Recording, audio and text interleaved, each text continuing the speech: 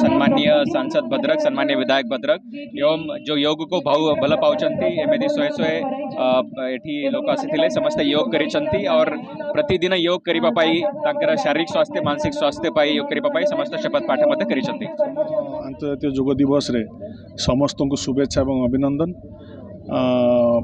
योग प्राचीन भारतीय संस्कृतिर एक अमूल्य उपहार।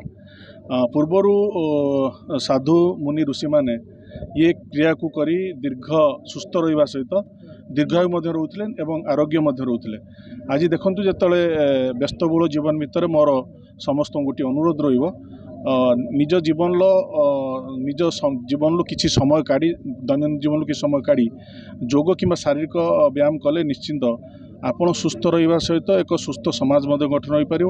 कारण भारत को जदि आम विश्वगुरु रूप में आम प्रतिपादित करने चाहते सर्वप्रथमे भारतर जो ऐतिह्य भारतर जो परंपरा भारतर जो संस्कृति अच्छी ताकू विश्व दरबार रे परिचित कले किंबा प्रतिपादित कले निश्चिंत आगामी दिन में भारत विश्वगुरु हम एवं योगर उपकार अनेक अच्छी। योग केवल शारीरिक सुस्थता दे न था योग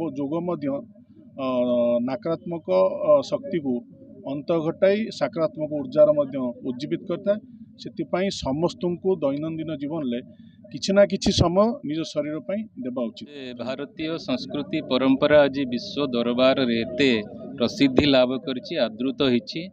यशस्वी प्रधानमंत्री यूनाइटेड नेशंस रे प्रथम करी जेतेबेले जून 21 को योग दिवस भाव में पालन कर प्रस्ताव देते यूनानिमसली से पास होता एवं समस्ते जून 21 को अंतर्जातीय योग दिवस हिसाब से पालन करने सबु देश राजी होते। आज 10 वर्ष है ये परंपरा चली आम जिते धन्यवाद देले कि जिते साधुवाद जनइले यशस्वी प्रधानमंत्री को भारतीय एवं सनातन संस्कृति परंपरा और ऐतिह्य को प्रोत्साहन देवाई प्रधानमंत्री जो प्रयास करछंती या पूर्व कई करुनथिले।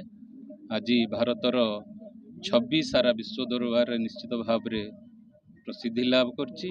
आशा रखुचु आगामी दिन मानकर मध्य ओडिशा ऐतिह्य परंपरा संस्कृति एवं ओडिया अस्मिता को लेकिन नूतन करी जो सरकार गठित होइछि प्रोत्साहन मिलिबो एवं योग एपरी एक माध्यम जोटा कि बिना औषधरे शरीर को सुस्थ रखि था एवं गोटे सुस्थ शरीर गोटे सुस्थ चिंताधारा को जन्म देता है एवं सुस्थ चिंताधारा गोटे सुस्थ समाजर परिचायक होता है।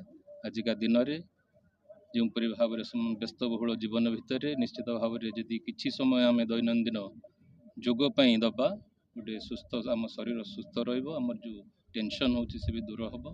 समस्त को धन्यवाद देवी प्रशासन को धन्यवाद देवी आज एपरी एक भव्य दिव्य आयोजन करछंती एवं जो माने भी आज योग दिवस भाग नहीं समस्त को कृतज्ञता और साधुवाद जनाऊँ।